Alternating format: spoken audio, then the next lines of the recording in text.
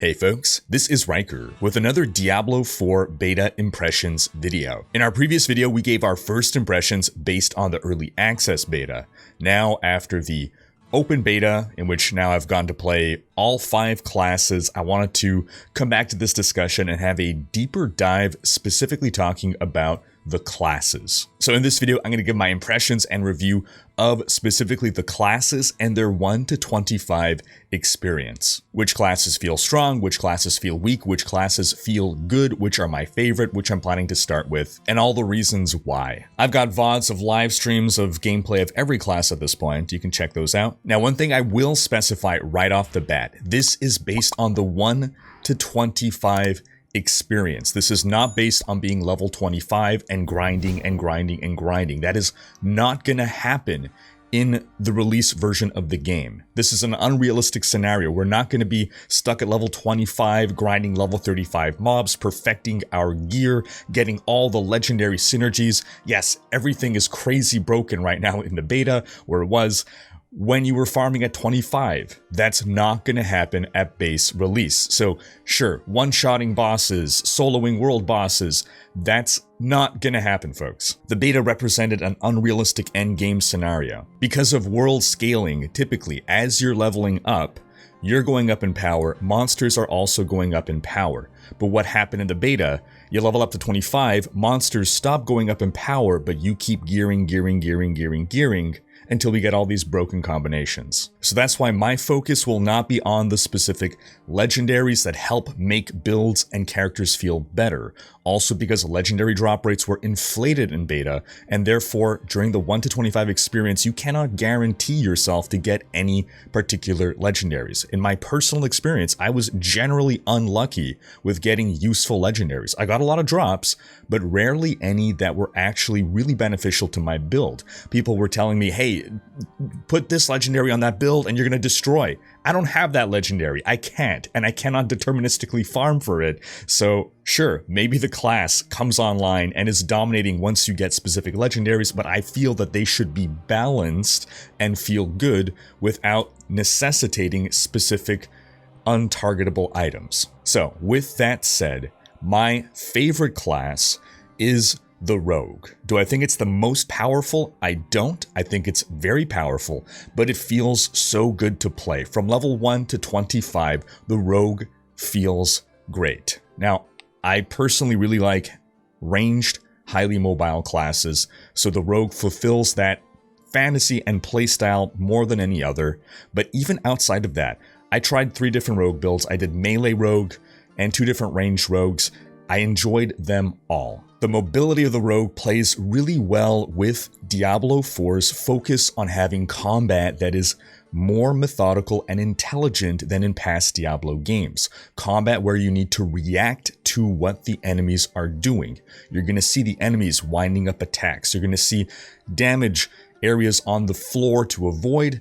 Enemies are going to reposition, and you need to be reacting to the battlefield in order to maximize your output. The Rogue has so many mobility skills. It is the most mobile class that it is able to navigate the battlefield really well and adapt to the ongoing and changing scenarios. Even without any useful legendary items, the Rogue feels fun and powerful to play. The melee Rogue seems to be the most powerful Rogue, but it felt completely viable to play either melee or ranged, or even some hybrid of the two. And not much more to say there. So my second favorite class then is the Necromancer. The Necromancer, I think, might be the most overpowered class.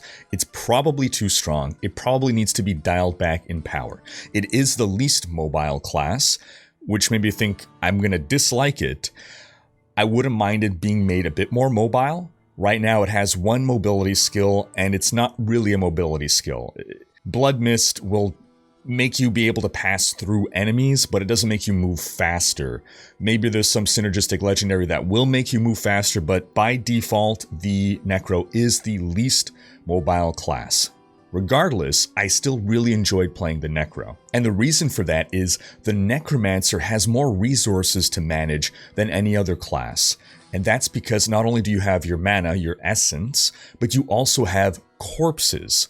And so careful management of corpses and mana allows you to play most optimally. So with the Necro, more than any other class, I found myself really paying attention to my rotation and strategically deciding when to use what skills. Okay, I'm going to burn my essence now, then I'm going to burn my corpses. Oh, I don't want to waste those corpses on the ground because I need to consume corpses to regain essence, and it's all tying together, skills feeding off each other. I'm going to lay down now my curse because that's going to generate essence. I was able to make the most cerebral build of any build that I made in the beta. Now, of course, you don't have to. You could play a very dummy mode, Summoner, Necromancer that isn't as intellectually involved. I tried 3 different Necromancer builds. I did full Summoner, I did Bone, and I did Blood. I think all 3 are viable. I think with Blood, the most viable one is the Blood Nova skill. I forget what it's called. I think the Blood Lance one is a little underpowered, but still, with the Necromancer, all those playstyles felt viable. Now, one thing about the Necromancer that I really did not like was the inability to control your summons. After Diablo 3's ability to control summons, to target them, your skeletons, to attack a specific target, I feel like we're regressing back to Diablo 2, where we're at the mercy of really stupid minion AI. That resulted in some frustration and some inefficiency in play where the skeletons are off attacking the wrong target. I would really like to see some ability to focus the skeletons. Maybe if you already have all your skeletons out and you hit the button again, which summons your skeletal priest to buff your skeletons. By the way, folks, even if you go full summoner, you still need, as an important part of your rotation, to be popping your skeletons in order to buff them. But it would be nice if that also served as a direct my skeletons to where my cursor is. Outside of that, though, again, Necromancer felt very, very, very strong. I think I went 1 to 25 with popping my potion less than 5 times. It was really, really crazy how little I had to ever pop a healing potion. But all the skills on the Necromancer feel really crisp. Corpse Explosion always feels awesome. The Blood Nova feels very satisfying. So just the number of buttons that I'm pressing, the combination, and the actual use of the skills, they all felt very fun. And I actually didn't feel myself missing the mobility of the Rogue. The Necro also feels like vastly the most powerful solo class. Having all those minions, very low level, you can start getting a bunch of minions. Having all those minions really, really helps with solo play. It helps keep you alive. I think by far as a solo player, Necro is the best character to take. Given how strong overall the Necromancer is, I think it could probably have its toughness reduced significantly. Again, the fact that I barely ever pop my potion really speaks to the survivability that the minions bring to the Necro. So make him more of a glass cannon, I think that's okay. So on to my third favorite class, the Sorcerer. Now between Sorcerers and Necromancer, I think Necromancer probably overall is more powerful, but Sorcerer might be able to bring more damage in specific situations. But again, now we're getting into certain legendaries.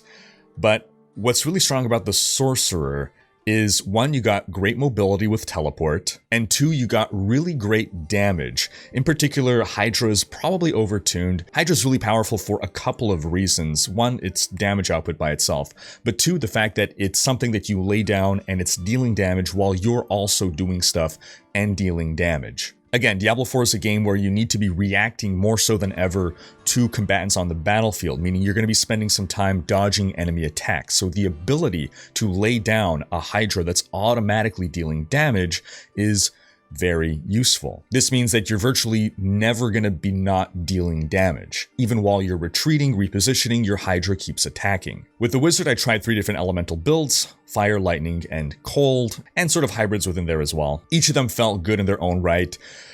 Cold probably was the weaker of the 3, but it didn't feel bad or underpowered. Now the Sorceress clearly has some spells that are overperforming.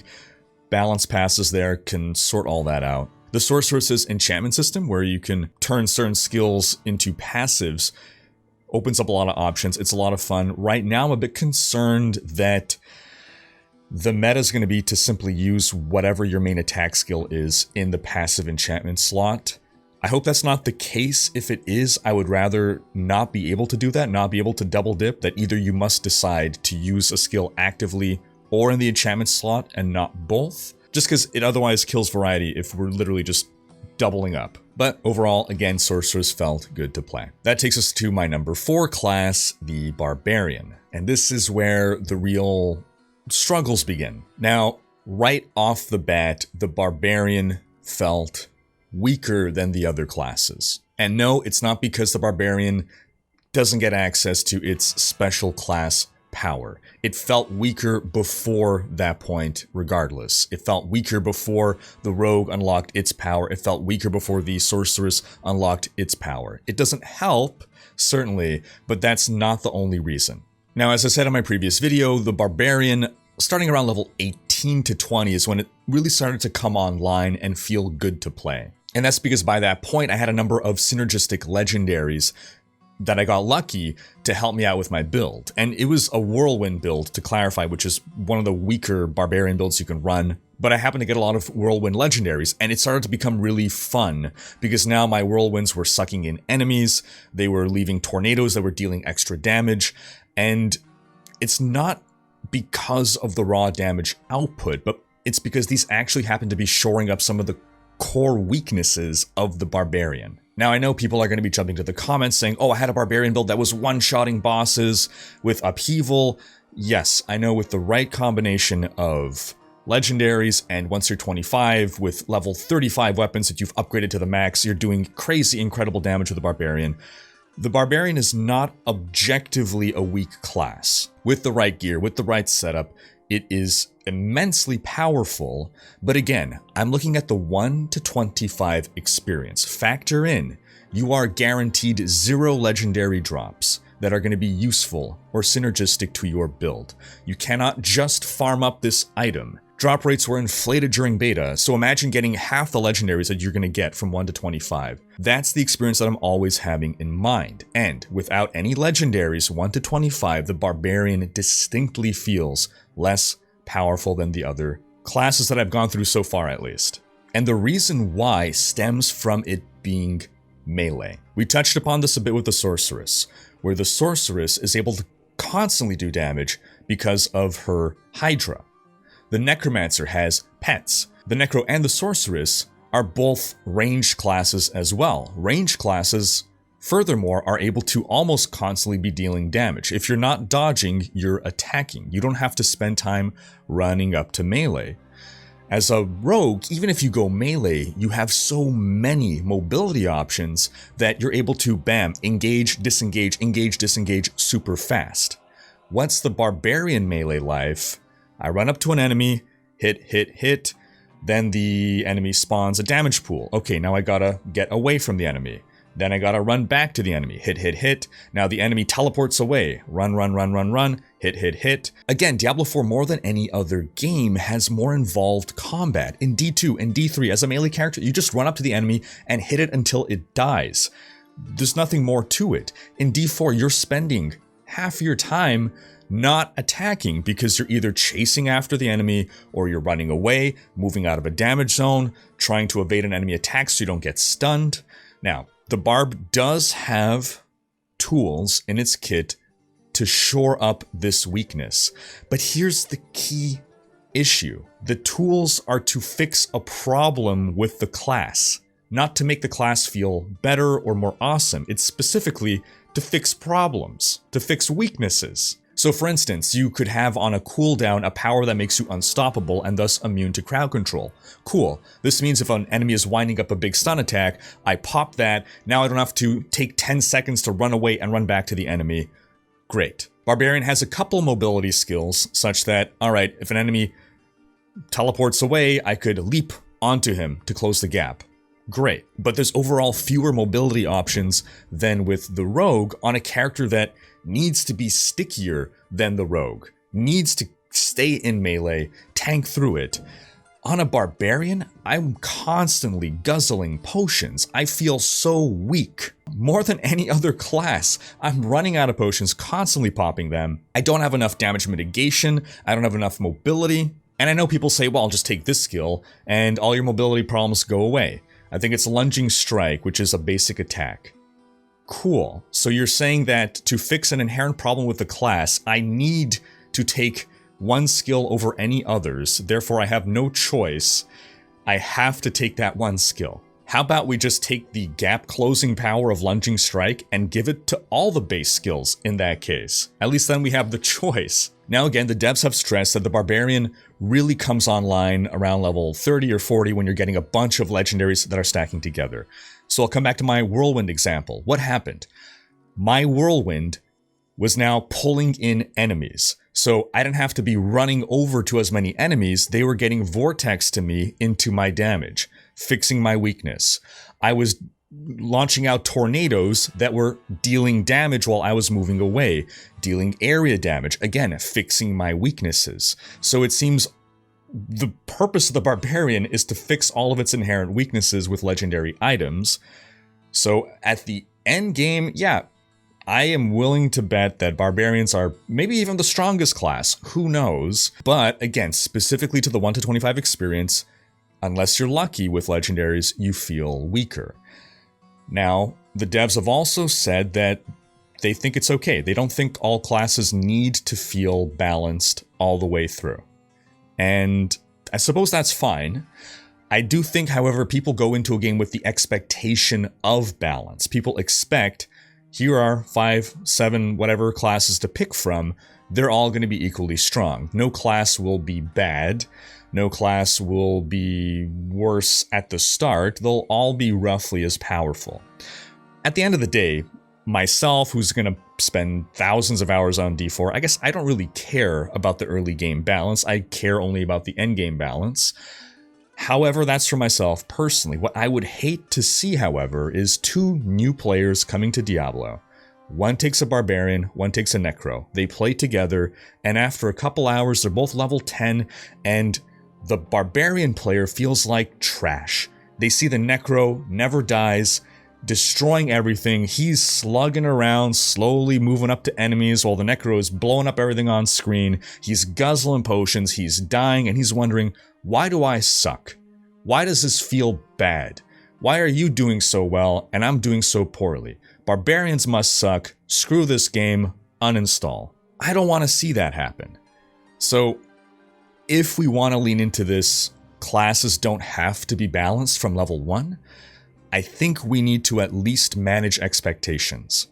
We see this in other games, mostly MMOs, where when you're creating a character, they have difficulty ratings on the classes, 1-star, 2-star, 3-star, and a little bit of expository text describing this is a beginner-friendly class, this class is more challenging. So maybe some communication that says Barbarians are a little weaker early on, but as they get higher in level, they really start to shine. Obviously don't phrase it like that, but just something so that new players know, okay, I'm not going to pick a Barbarian, or I'm going to pick a Barbarian because I want a challenge.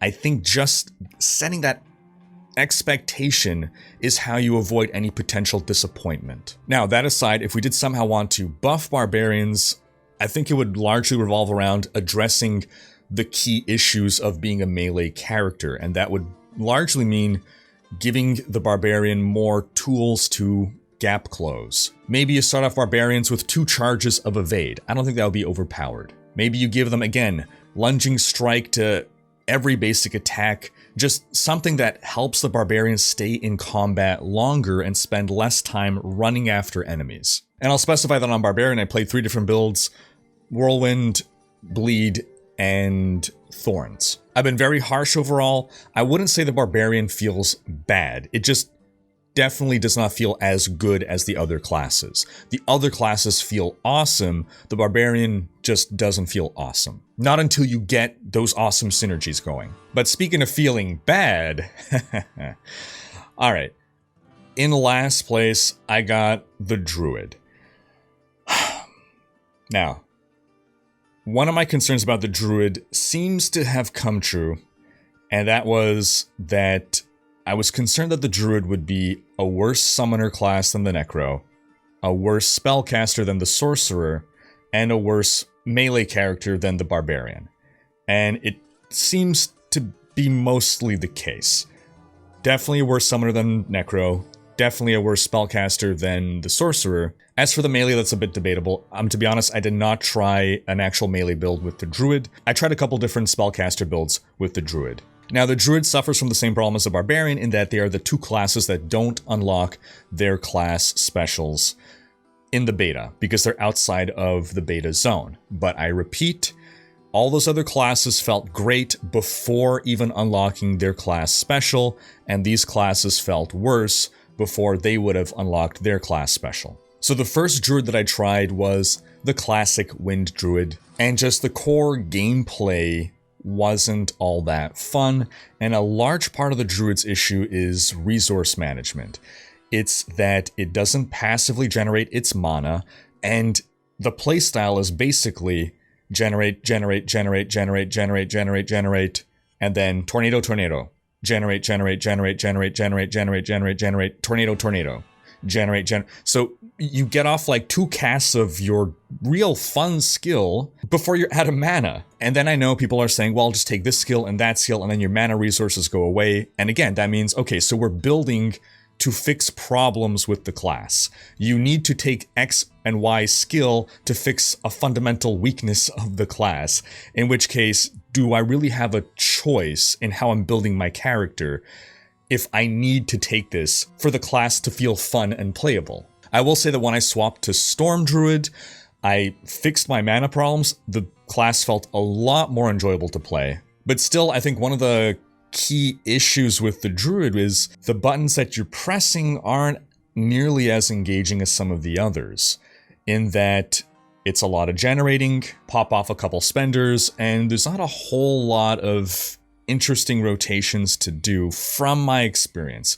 Again, I'll have to stress, I didn't do a melee build. I didn't do Werebear or Werewolf. I hear great things about Werebear, about it being really tanky, so maybe it is a better melee class than Barbarian. I also recently just saw footage of a Werewolf build that seemed highly mobile. It was, however, a 25 character that was super maxed out to unrealistic standards, but it was zipping through enemies really fast. I'm very intrigued by that, but I'm just not sure how it actually plays without all the maxed out gear. But still, without any, again, special legendaries, the Druid just felt weaker than I think every other class, or most of them, and the gameplay just wasn't as engaging. So again, I think what would really help the Druid is some better baseline resource management, either reducing the cost of its skills or otherwise letting it passively generate resource. Just something that allows it to be spending more time using its more fun skills as opposed to its resource generating skills. Overall, the Barbarian and the Druid